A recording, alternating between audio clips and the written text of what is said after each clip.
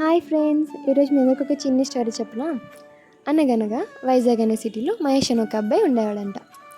మహేష్కి అమ్మ నాన్న ఎవరూ లేరంట. కానీ తను వర్క్ చేస్తున్న ఆఫీస్లో ప్రియ అనే ఒక అమ్మాయి అంటే మహేష్కి చాలా ఇష్టమంట.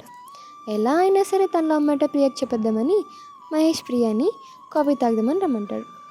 అలా వాడిద్దరు ఒక కాఫీ షాప్లో కలుస్తారు. ప్రియ తనకేం కావాలో తను ఆర్డర్ చేస్తుంది. కానీ మహేష్ కంగారులో 1 కాఫీ విత్ ఎక్స్ట్రా సాల్ట్ అని అనేస్తాడు.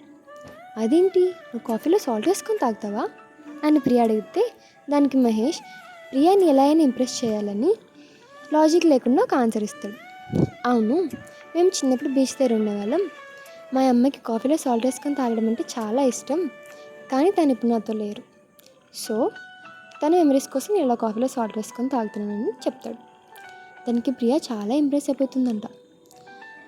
అలా కొంతకాలం తర్వాత వాళ్ళిద్దరు లవ్ చేసుకుంటారు. లవ్వే కాదు, పెళ్ళి కూడా చేసుకుంటారు.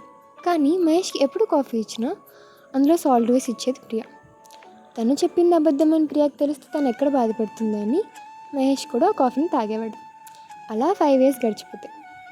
ఒకరోజు మహేష్ కొన్ని హెల్త్ ఇష్యూస్ వల్ల చనిపోతాడు. ప్రియకి మహేష్ రాసిన ఒక డైరీ కనిపిస్తుంది. అది ఓపెన్ చేసి చదువుతుంది.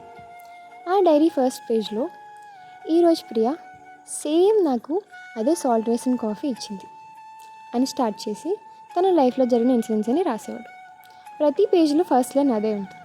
అలా లాస్ట్ పేజ్ తిప్పుతుంది. అందులో ఇలా ఉంటుంది: ప్రియా, నేను నీకు అబద్ధం చెప్పాను. ఆ రోజు నేను ఏదో ఇంప్రెస్ చేద్దామని మా అమ్మ కాఫీలో సాల్ట్ వేసుకొని తాగుతుంది, అందుకే నేను కూడా తాగుతున్నానని అబద్ధం చెప్పాను. కానీ మా అమ్మ ఇప్పుడు అలా తాగలేదు. నాకు కూడా అలా తాగడం అస్సలు నచ్చదు.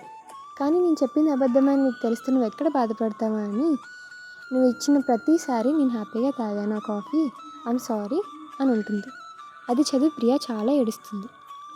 అప్పటి నుంచి ప్రియ ఎప్పుడు కాఫీ తాగినా అందులో సాల్ట్ వేసుకుని తాగేది. ఇక్కడితో స్టోరీ ఎండ్ అయిపోయింది. దీన్ని బట్టి మీకేం అర్థమైంది?